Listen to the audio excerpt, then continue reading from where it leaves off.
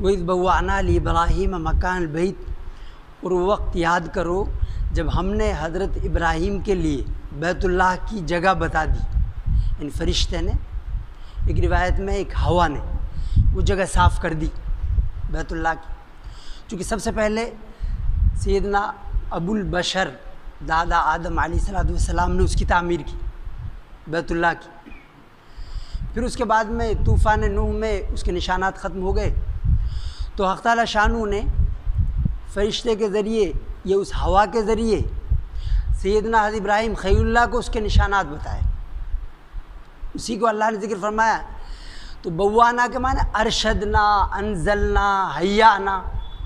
یعنی ہم نے پوری، ایک تو یہ ہے کہ بھئی یہاں سے سیدھے چلے جاؤ آگے راستہ ہے، ایسے نہیں، پوری طرح سے پورا مقام متعین کر کے رہنمائی کر دی، آسانی کر دی، اور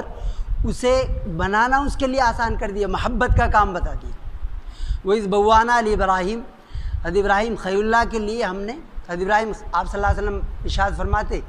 انا دعوت ابی ابراہیم، میں اپنے والد حضرت ابراہیم علیہ السلام کی دعاؤں کا ظہور ہوں۔ آپ نے دعا کی تھی، قرآن نے اس کے سورہ بقرہ میں ذکر فرمایا، تو حضرت ابراہیم خلیل اللہ کا ذکر فرمایا جگہ جگہ، ان کی دعوت کا ذکر فرمایا۔ وَإِذْ بَوَّأْنَا لِإِبْرَاهِيمَ مَكَانَ الْبَيْتِ، آپ صلی اللہ علیہ وسلم فرماتے کہ صورت میں اور سیرت میں میں حضرت ابراہیم خلیل اللہ سے ملتا ہوں۔ حضرت ابراہیم تو جگہ بتا دی، تو سب سے پہلا جو حکم دیا اللہ تشرک بی شیئا، کہ میری ذات میں، میری صفات میں، میرے اختیارات میں، میرے حقوق میں کسی مخلوق کو شریک مت کرنا، کسی فرشتے کو،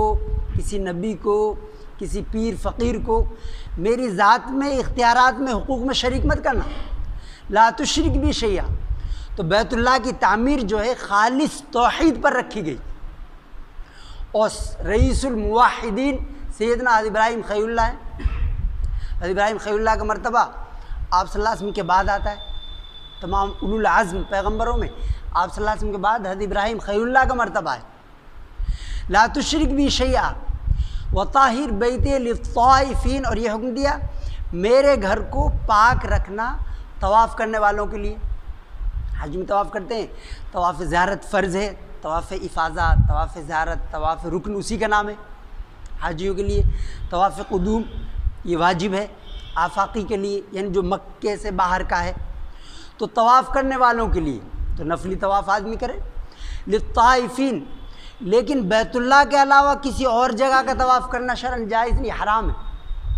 یعنی کسی مقدس زمین کو، بعض لوگ مقدس مقام کو یا کسی بزرگ کی قبر کو اس پہ طواف کر لیتے ہیں، تو وہ شرعاً حرام ہے۔ بعض جگہ تو ایسا ہے، ایک جگہ انہوں نے ایسا بنا رکھا، بیت اللہ کی شکل کا ہی بنا رکھا وہ مزار، اور وہاں وہ یہ کرتے ہیں، یہ تو گناہ کی بات ہے، اللہ کی ناراضگی کی بات ہے۔ وطاہر بیت للطائفین،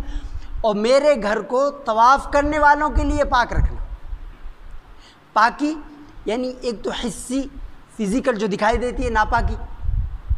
ناپاکی گندگی، پیشاب، پاخانہ، شراب، یہ سب ناپاکیاں ہیں، ان سے پاک رکھنا، اور ایک ہے معنوی ناپاکی، یعنی کفر سے، شرک سے، اس سے پاک رکھنا اسے۔ انہوں نے کیا کیا، اس کے برخلاف 360 بت وہاں سجا دیے، کھڑے کر دیے۔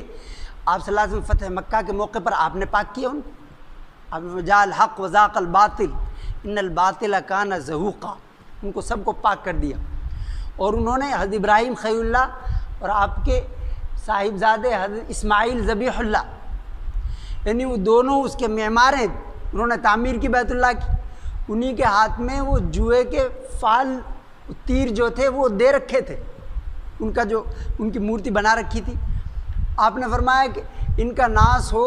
انہوں نے کبھی ایسا کیا ہی نہیں، اور یہ ان کے ہاتھ میں دے دی، حضرت ابراہیم خلیل اللہ اور حضرت اسماعیل ذبیح اللہ جو اس کے معمار ہیں۔ تو آپ نے فتح مکہ کے موقع پر ان کو پاک کیا، بتوں سے پاک کیا۔